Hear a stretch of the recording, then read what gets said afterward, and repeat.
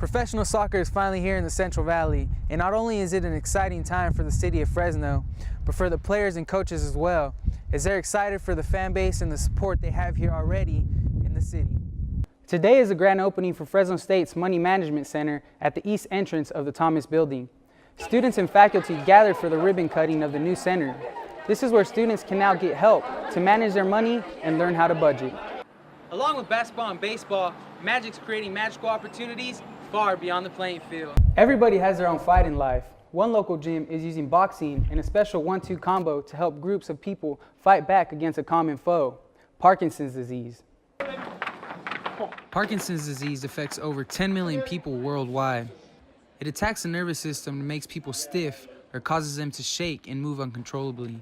Like I'm shaking right now, you get this little shake. And you can't control your muscles. Rather than accepting the conditions that come with Parkinson's, Fabella is fighting back with the help of trainer John Bowers and the Rock Steady program. So we want to get a variety of exercises in, make them use multiple muscle groups, and get them to start making that brain and body connection and try to reinforce that signal. I got you. I got you. I got you. Sukhjinder Dillon has had Parkinson's since 2014.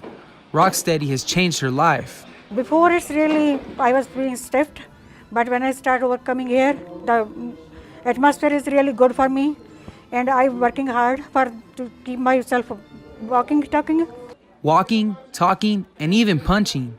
Yes, boxing.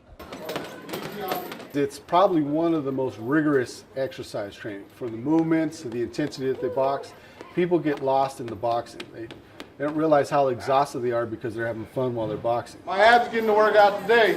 1, 2. 1, 2.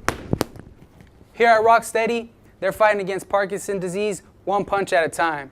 But it's more than just boxing. It's a fun social environment to help keep each other motivated. It's family, it is camaraderie, it's support.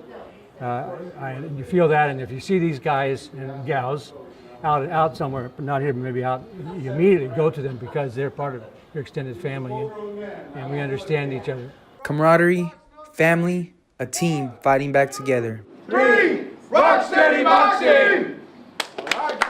So after you hear about a tragic event like the Parkland shooting, what goes through your mind? What's your initial reaction? Well, sadness. Initially, I'm just very sad to hear that it happened again, and that it happened to our youth. It's a sickening thought for me every day. When I come to work, I wonder if this is the day. And it keeps me sharp. It makes me think about, all right, this might happen here. Are we ready? And you talk about being ready. What are the kind of things you do to make sure you and your staff are ready here on campus? It's a lot of training. All right, Jesse. So tell me, where do you think Paul George is exactly going?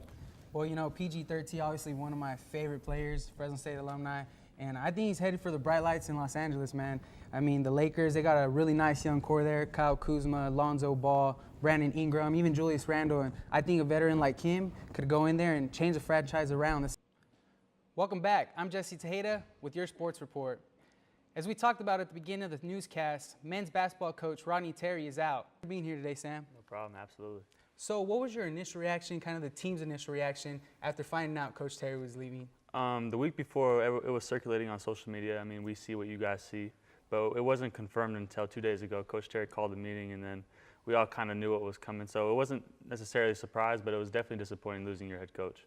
Yeah, and you talk about losing your head coach. What's one thing you're going to miss the most about him? Coach Terry's work ethic is something that stands out to me when we're going to miss him. He works harder than any coach that I've been around, and his intensity and his knowledge of the game is something we're going to miss.